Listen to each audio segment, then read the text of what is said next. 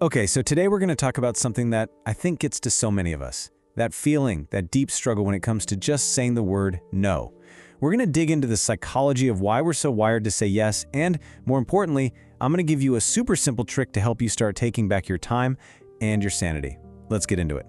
So let me ask you, does this sound familiar? Your boss asks you to take on yet another project. A friend needs help moving on your one day off. You get an invite to a dinner that you just do not have the energy for, and you hear yourself saying yes, even when your entire body is just screaming no inside. If any of that just hit a little too close to home, I really want you to hear this. You are so not alone. This is a huge, incredibly common human thing. And it's not because you're weak or a pushover. Nope, there is a very real, very powerful reason we do this. So first, let's just call it what it is. Let's call it the yes trap. You know the one. It's that sneaky cycle where each yes seems small and harmless on its own, but then they all start piling up until you look around and you're just drowning in a sea of commitments you never even really wanted in the first place. And what's the end result of falling into this trap? Well, the emotional price tag is pretty high. It's this nasty cocktail of burnout because you're just stretched way too thin. Then comes resentment, even for the people you're trying to help. And it's all topped off with this constant feeling of being completely overwhelmed. It's just not a sustainable way to live, right?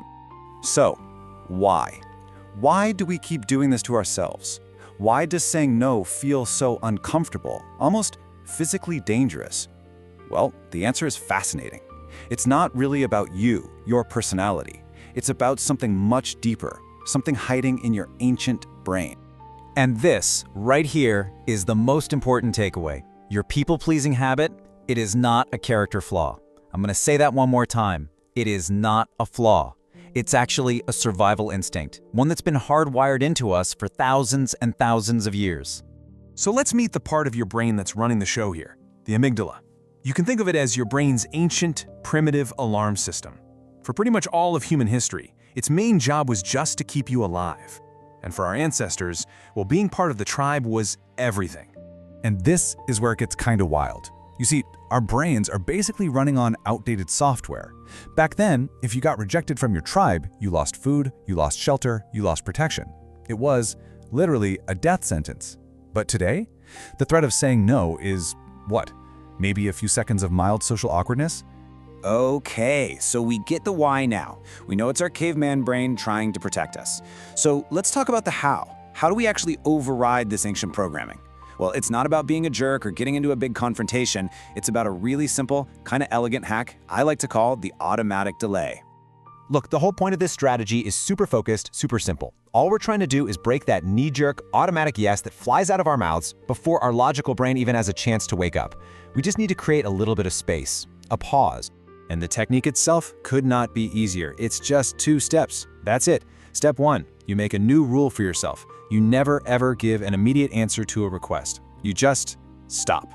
And step 2, you use a simple pre-made phrase to create that stop for you. And here it is. This is the magic phrase. This is your new best friend. Let me check my schedule and I'll get back to you. You can change it up a little, let me check my current workload, or that sounds interesting, let me see what my capacity is. Just memorize one. This little sentence is your shield against that automatic yes. But why is this so powerful? I mean, it seems too simple, right? Let's break down the psychology of why this pause works so well. It's doing so much more than just buying you a few minutes. It is fundamentally shifting the control of the situation back to you. So this one little phrase does 3 amazing things for you. First, it just completely deflates that in-the-moment social pressure to say yes, poof, gone. Second, it gives your smart, rational brain, your prefrontal cortex, time to actually log on and think about it. And third, if you do decide to say no later, it doesn't feel like this big personal rejection. It feels like a logical, thought-out decision. And this is such a powerful way to reframe this in your mind. When you use the automatic delay, you're not rejecting the person. You are professionally managing your own time, your own energy. You're actually being thoughtful and responsible. And you know what? People really respect that. When you get right down to it, learning to say no isn't about being negative or pushing people away. It's about creating space in your life for the things and the people that truly matter to you. So I'll just leave you with this question. Once you start using this and reclaiming your time, what are you going to do with it? What will you finally have time for?